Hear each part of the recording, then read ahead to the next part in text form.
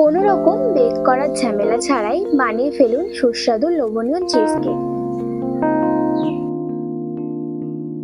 Cheese cake বানানোর জন্য নিয়েছি এখানে হ্যাপি হ্যাপি বিস্কুট। এবার বিস্কুটগুলো মিক্সার গ্রাইন্ডারে দিয়ে গুঁড়ো করে নেব।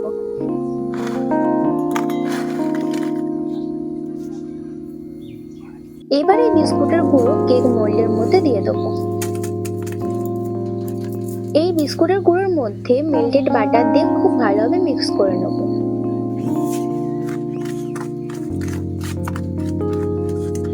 এবার চামচ আর গ্লাসের সাহায্যে বিস্কুটের গুঁড়োগুলো চারিদিকে চেপে চেপে সেট করে নেব।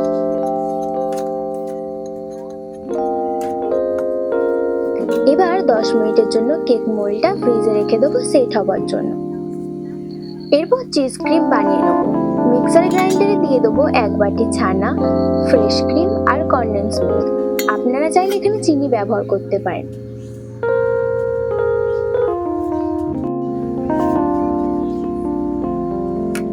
এবার চিজ ক্রিমটা কেক মোল্ডের উপর ঢেলে চারিদিকে চামচের সাহায্যে ছড়িয়ে সেট হবার জন্য 2 থেকে 3 ঘন্টার মতো ফ্রিজে রেখে দেবো।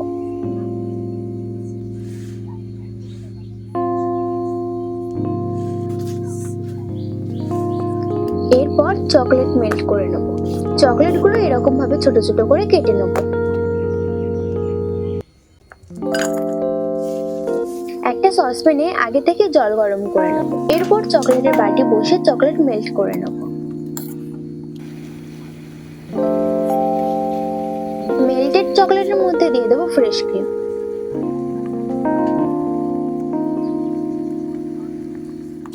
খুব ভালোভাবে মিক্স করে নেব।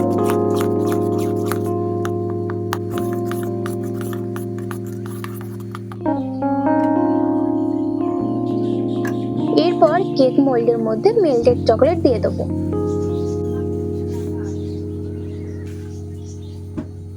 এরকম ভাবে চকলেট সিরাপ চারিদিকে ছড়িয়ে দেবো।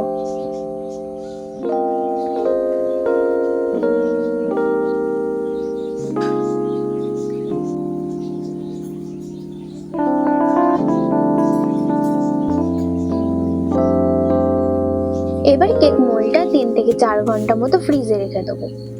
3 থেকে 4 ঘন্টা পর এবার চিজ কেকটা কেক মোল্ড থেকে বের করে নেব।